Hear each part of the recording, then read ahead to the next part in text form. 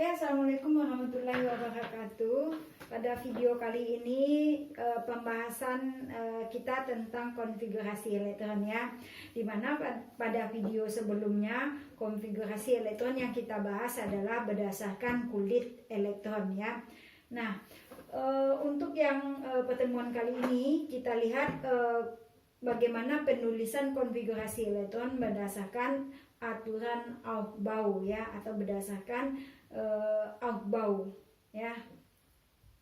Nah, kita lihat aturan-aturan dalam penulisan konfigurasi elektron ya. Bagaimana aturan penulisan konfigurasi elektron ini ya. Seperti kita ketahui bahwa konfigurasi elektron itu adalah menggambarkan penataan elektron dalam suatu atom ya. Kita perhatikan aturan-aturan dalam penulisan konfigurasi elektron. Yang pertama kita lihat aturan Aufbau ya. Aufbau,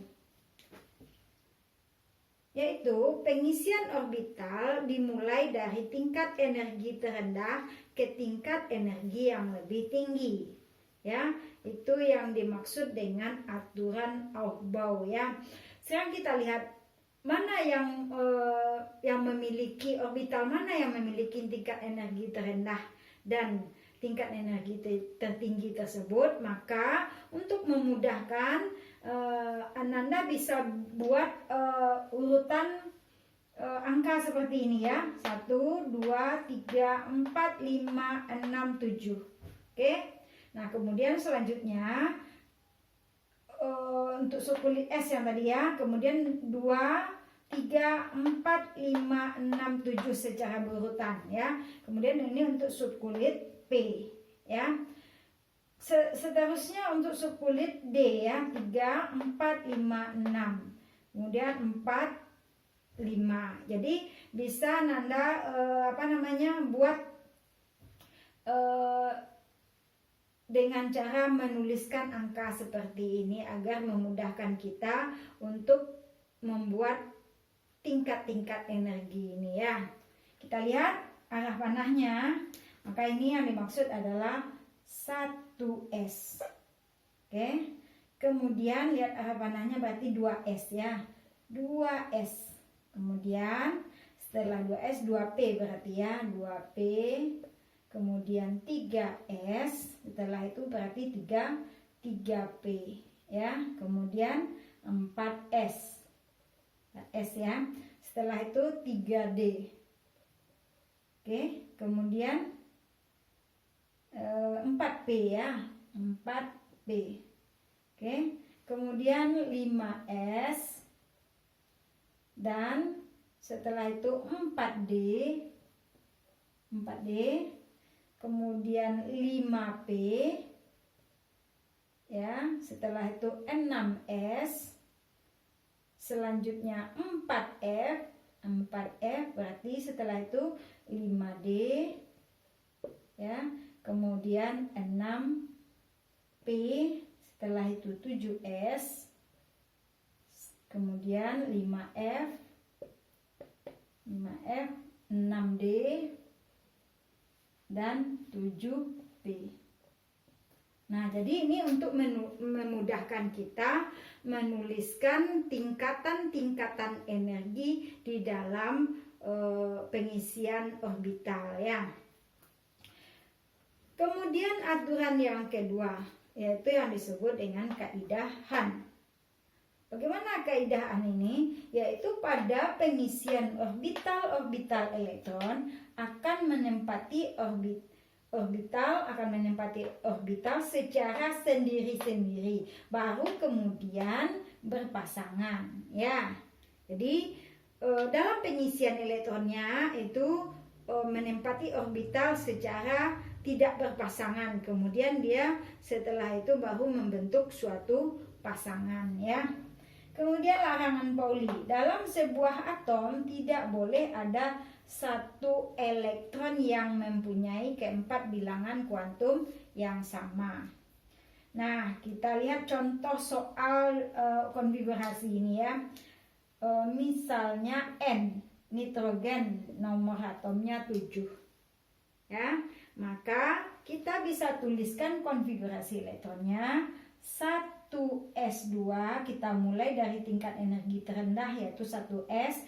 Nah, untuk subkulit S ini maksimalnya 2 elektron. Oke. Kemudian setelah 1s berarti 2s2. Oke. Kemudian lanjut ke 2p. Nah, berapa p-nya?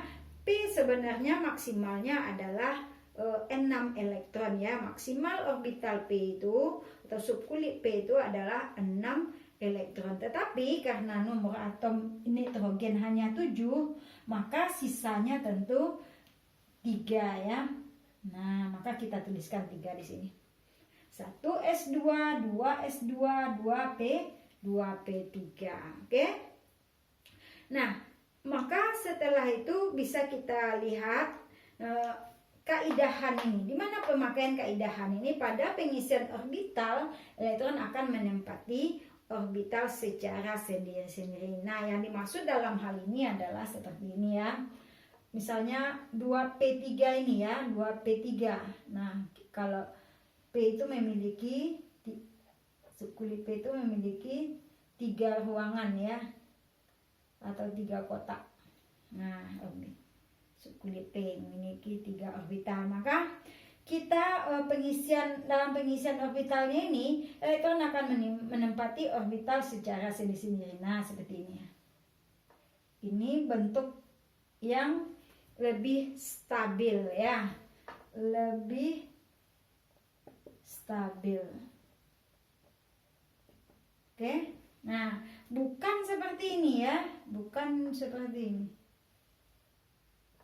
Nah, ini ya, jumlahnya tetap 3, tetapi yang bentuk yang lebih stabil adalah yang pengisiannya itu menempati orbital secara sendiri-sendiri, baru kemudian berpasangan ya, bukan langsung berpasangan. Jadi ini kurang stabil ya.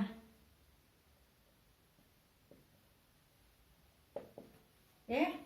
Nah, seperti itu maksudnya. Setelah itu kita lihat larangan Pauli. Dalam sebuah atom tidak boleh ada satu elektron yang mempunyai keempat bilangan kuantum yang sama. Apa itu bilangan kuantum? Nah, ini sudah kita pelajari pada video sebelumnya, bahwa bilangan kuantum itu ada 4 ya. Bilangan kuantum utama, bilangan kuantum azimut, bilangan kuantum magnetik, dan bilangan kuantum spin. Nah, yang dimaksud dengan larangan Pauli ini adalah ketika suatu elektron itu mempunyai N yang sama, L yang sama, maka nanti bilangan magnetiknya atau spinnya bisa berbeda salah satunya ya. Nah, itu yang dimaksud dengan larangan Pauli. Jadi kesimpulannya, untuk menentukan konfigurasi elektron berdasarkan Aufbau ini, maka ada aturan yang kita pedomani. Yang pertama adalah aturan Aufbau, bahwa pengisian orbital dimulai dari tingkat energi terendah ke tingkat energi yang lebih tinggi. Oke ya. Jadi untuk menuliskan tingkat energi terendah sampai ke yang tertinggi, mungkin kita bisa mencoba dengan cara seperti ini ya. Mengurutkan angka-angka, kemudian kita berikan tanda panah ya, sehingga bisa kita buat urutan tingkat energi ini ya, seperti ini. Kemudian kaidahan tadi, bahwa pada pengisian orbital yang bentuk yang lebih stabil adalah dengan mengisi orbital tersebut secara sendiri-sendiri ya, baru kemudian dia berpasangan ya. Kemudian yang ketiga adalah larangan Pauli. Dalam sebuah atom tidak boleh ada satu elektron yang mempunyai keempat bilangan kuantum yang sama ya. Oke. Demikianlah video saya kali ini, mudah-mudahan bisa dipahami dan bermanfaat. Assalamualaikum warahmatullahi wabarakatuh.